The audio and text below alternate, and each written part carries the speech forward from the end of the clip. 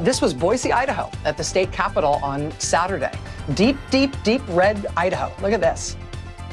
Thousands of people turned out in Boise on Saturday protesting against Trump, protesting against Trump and what he and his top campaign donor are doing to the U.S. government. This was in Lower Manhattan this weekend, what they call a die-in. Thousands of people protesting what Trump and Musk are doing and their threats to things like Medicaid and Medicare that tens of millions of Americans rely upon. Protests against Trump and his top campaign donor are everywhere. People in Harrisburg, Pennsylvania, and in Olympia, Washington this weekend protesting at their state capitol buildings in support of veterans and against Trump's cuts to the VA.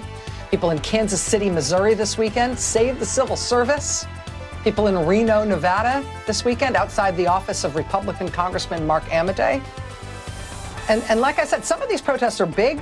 More big protests this weekend in Boston on Saturday, in Tarrytown, New York, where they said courage is contagious this weekend. But some of these protests are small, too, which actually shows its own kind of courage. Little protests, little sort of sparky, spunky protests this weekend in Rehoboth Beach, Delaware, and in Canton, Ohio. Even after President Trump and his top campaign donor and the Attorney General, Pam Bondi, all started threatening Americans who don't support Elon Musk's car company. They started threatening people that they'd be hit with terrorism charges or that these, boycotting Tesla or protesting against Tesla was somehow specially illegal in a way that other forms of protests aren't, which is nonsense legally, but they issued the threats anyway. Even after those threats last week from Trump, from Musk, from Attorney General Pam Bondi, there were dozens and dozens and dozens of protests at Tesla dealerships all over the country this weekend. It was a big one in Tucson, Arizona, another big one in Pasadena, California, another one in Seattle, Washington. But they were everywhere, from Golden Valley, Minnesota, to Santa Rosa, California, to Loveland, Colorado, to Cleveland, Ohio, to Austin, Texas, to South Burlington, Vermont.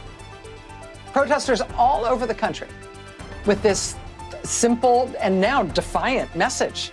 Just asking people simply, if you drive a Tesla, please sell it. And if you own stock in Tesla, please dump it.